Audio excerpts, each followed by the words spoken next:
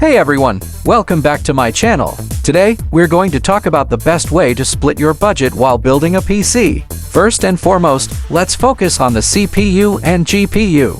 These are the heart and soul of your gaming rig, so it's crucial to invest in a powerful pair. Next, we'll need a supporting motherboard and a power supply. These components are essential for keeping your PC running smoothly. Then, we'll look for other parts like RAM, storage, and a case.